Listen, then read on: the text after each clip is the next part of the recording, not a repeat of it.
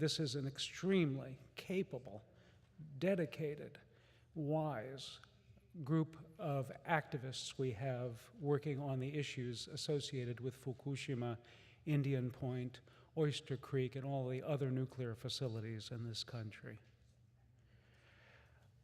Again, my organization is Hudson River Keeper. Hudson River Keeper was formed 46 years ago to protect the Hudson River, and since then we've broadened our mission to involve protecting the drinking water supply for 9 million New Yorkers, a drinking water supply that would be very severely compromised in any accident involving Indian Point.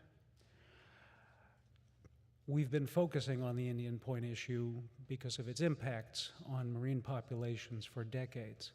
But in the wake of 9/11, we realized that we're not only in it to protect the fish, there's a very serious risk to the people of this region from nuclear energy at Indian Point. And so we've dedicated ourselves to opposing the relicensing of Indian Point, which I believe is why I'm here this morning as the moderator. But today's panel is why we're really here. It's an extraordinary group of people, a former head of state who faced the world's largest and most severe nuclear disaster, a man who was the chief regulator of America's nuclear industry during that crisis, with responsibilities for Americans who were in proximity to Fukushima at the time of the disaster. Another man who spent 40 years as an insider in the industry, giving him unique perspective on all of this. A former nuclear regulator during America's most significant nuclear crisis. And joining us later on this morning, our country's leading public advocate, who has been called one of the 100 most influential figures in American history. Together, these men are perhaps the most experienced, authoritative voices imaginable on one of the most important topics any of us confronts at present, the Fukushima disaster and its implications for New York. These men understand the poorly lit corners where engineering, and science, and plant operations, regulatory activity, and disaster relief come together, or don't come together, as the case may be.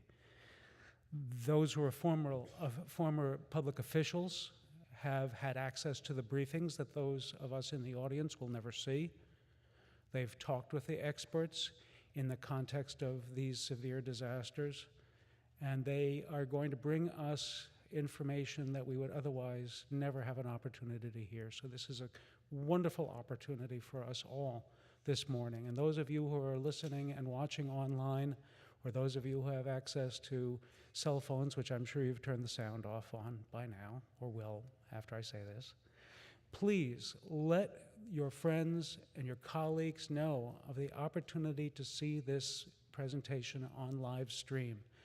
I'm sure we'll manage to get it up after the fact, but there is nothing so immediate and so vital as seeing speeches like this in real time. So those of you who are here this morning, you are a lucky group. Those of you who are watching online, please bring others in as well.